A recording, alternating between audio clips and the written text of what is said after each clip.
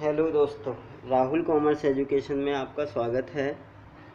कल हमने pro forma of balance sheet आर्थिक चिट्ठे के नमूने के बारे में पढ़ा और हमने जाना कि आर्थिक चिट्ठे में दो एस्पेक्ट होते हैं, लायबिलिटीज़ और एसेट्स। लायबिलिटीज़ साइड में हम किस किस को शामिल करते हैं, इसके बारे में हमने डिस्कस किया। Capital, net profit, net loss, drawings. Creditors, BP या bill payable, bank loan, bank overdraft को हम शामिल करते हैं। यदि एसेट साइड की बात करें तो एसेट साइड में cash in hand, cash at bank, debtors, investment, bill receivable या फिर बीआर। फिक्स एसेट्स में मशीन, फर्नीचर, बिल्डिंग और क्लोजिंग स्टॉक को शामिल किया जाता है। इसी से रिलेटेड एक एग्ज़ाम्पल रखा गया है जिससे हमें बैलेंस शीट बनानी है। इसमें लिखा हुआ है, for example prepare balance sheet with the help of such information which are under follows. कौन कौन सी इंफॉर्मेशन हमें दी हुई हैं वो हमें देखनी है। इसकी सहायता से हमें आर्थिक चिट्ठा बनाना है और आर्थिक चिट्ठे के आंसर को भी हमें दिया गया है। पहले हमें ये फाइंड आउट करना है कि कौन सी लायबिलिटीज़ है और कौन सी एसेट्स हैं। फर्स्ट ऑफ ऑल लिखा हुआ है क्रेडिटर्स, लेनदार, क्रेडिटर्स।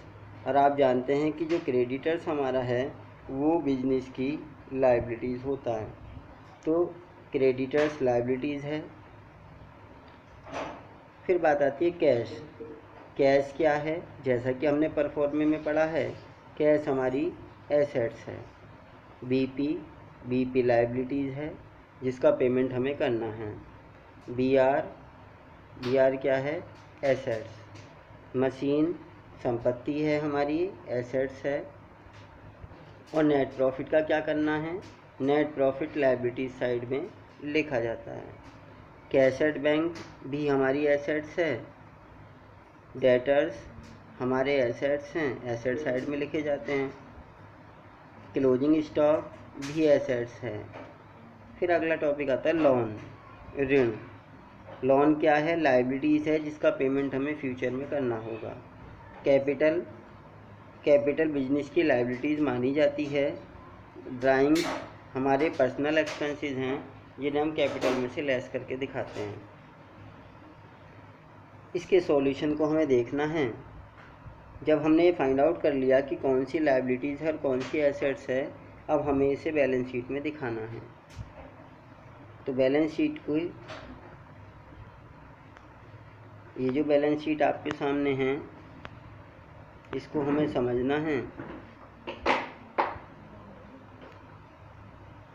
सबसे पहले लिखा हुआ है बैलेंस शीट आर्थिक चिट्ठा। ये जो मैंने दो डेटाज लिखे हैं 31 दिसंबर और 31 मार्च, तो इससे हमें ये जानकारी मिलती है कि जो हमारा आर्थिक चिट्ठा बैलेंस शीट है वो हमारी क्लोजिंग डेट पर तैयार किया जाता है, जैसे 31 दिसंबर या फिर 31 मार्च। यदि हमारा ईयर कैलेंडर ईयर है तो आप जानते हैं कि कैलेंडर ईयर हमारा 1 जनवरी से स्टार्ट होता है और 31 दिसंबर में क्लोज हो जाता है। उसकी क्लोजिंग डेट 31 दिसंबर बनती है। यदि हमारा कैलेंडर ईयर ना होकर फाइनेंशियल ईयर होता है, वित्तीय वर्ष, तो हम 1 अप्रैल से स्टार्ट करते हैं और 31 मार्च में जाके उसे समाप्त करते हैं। तो मैंने इसलिए दोनों डेट आज लिए हैं, 31 दिसंबर और 31 मार्च। विदाउट एनी इन्फॉर्मेशन हमारी क्लोजिंग डेट 31 दिसंबर या 31 मार्च हो सकती है। इनमें से हम किसी एक वैल्यू को क्लोजिंग डेट मान लेते हैं और उसे बैलेंस शीट के परफॉर्मे के ऊपर हम लिखते हैं 31 दिसंबर या फिर 31 मार्च। अब बात आती है हमारी कि सवाल के अकॉर्डिंग हमारे पास क्या था। सबसे पहली बात थी हमारे पास कैपिटल कितनी, जो हमें सवाल में दी हुई है। सभी ने अपने पास नोट डाउन किया होगा उस सवाल को। 2525 रुपये की कैपिटल। फिर हमारे पास वैल्यू आई नेट प्रॉफिट। तो हमें पता है परफॉर्मे के अकॉर्डिंग कि capital plus net profit capital में नेट प्रॉफिट को जोड़ा जाता है।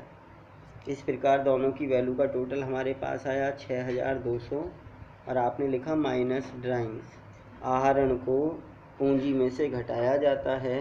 6200 में से 1000 रुपये की वैल्यू निकालने के बाद जो नेट वैल्यू हमारे पास आई है 5200 रुपये, हम उसे शामिल करेंगे। आगे लायबिलिटी साइड में हमने क्या क्या शामिल किया है उसे भी देखना है।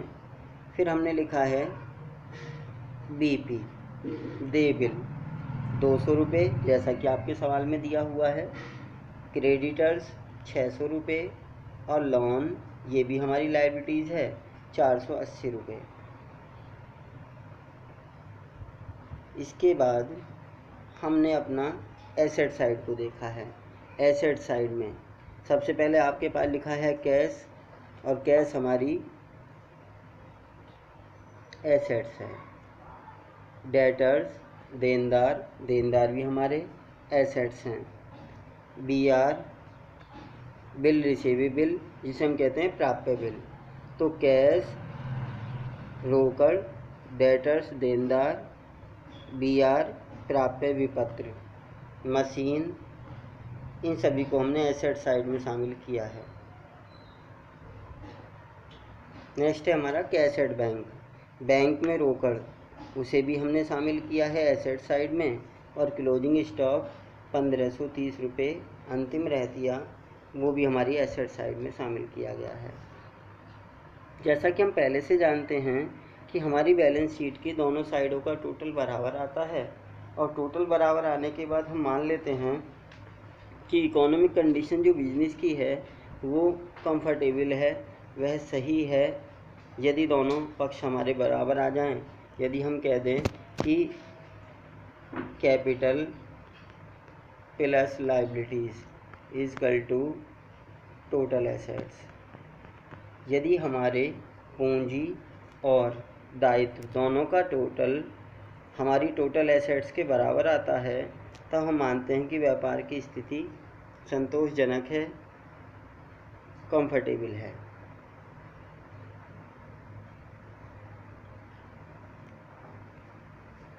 तो इस प्रकार से हमें बैलेंस शीट के बारे में जानकारी मिल गई होगी कि बैलेंस शीट में हम किस किस को शामिल करते हैं, और बैलेंस शीट की दोनों साइडों का टोटल भी बराबर आता है। फिर एक क्वेश्चन आपके लिए दिया गया है जिसे आपको सोल्व करना है, और इस पर थोड़ा सा हम डिस्कस कर लेते हैं कि कौन सी चीज़ को हम लायबिलिटीज़ में शामिल करेंगे और किसको हम एसेट्स में शामिल करेंगे। फर्स्ट ऑफ ऑल है डेटर्स। डेटर्स को हम जानते हैं कि डेटर्स हमारी एसेट्स होती है, संपत्ति है। ऋण अभी हमने डिस्कस किया था, ऋण हमारा लायबिलिटीज़ है। बीआर प्राप्य विपत्र एसेट्स है। क्लोजिंग स्टॉक एसेट्स है। बीपी हमारा लायबिलिटीज़ है। मोटर लारी क्या है, ये भी हमारी एसेट्स है। ड्राइंग्स, आपको पता है कि ड्राइंग्स को हम कैपिटल में से माइनस करते हैं, कैपिटल में से लेस कर देते हैं। फर्नीचर हमारी एसेट्स है। कैश इन हैंड भी एसेट्स है। यदि क्रेडिटर्स की बात करें तो क्रेडिटर्स हमारी लायबिलिटीज़ हैं। कैपिटल बिजनेस की लायबिलिटीज़ मानी जाती है। नेट प्रॉफिट दिया हुआ है, और जो कैपिटल में हम प्लस कर देते हैं, क्योंकि हम लिखते हैं ना कि capital plus net profit minus drawings, और इस तरीके से हम अपनी वैल्यू को निकालते हैं। कैश एट बैंक एसेट्स है, और मशीन भी हमारी एसेट्स है। अब एक इन्फॉर्मेशन हमें सवाल से नीचे दी गई है, जैसा कि हमें पता है कि अंतिम रहतिया सारी इन्फॉर्मेशन हमारे पास है, आंसर हमें दिया हुआ है कि लास्ट में बैलेंस शीट की दोनों साइड का टोटल इतना आना है। यदि किसी को कोई प्रॉब्लम हो तो वो डिस्कस कर सकता है। तो दोस्तों, यदि आपको मेरा प्रयास अच्छा लगा हो तो चैनल को सब्सक्राइब करें, वीडियो को लाइक करें तथा ज़्यादा से ज़्यादा अपने दोस्तों में शेयर करें, ताकि वे भी इसका ज़्यादा से ज़्यादा लाभ उठा सकें। धन्यवाद।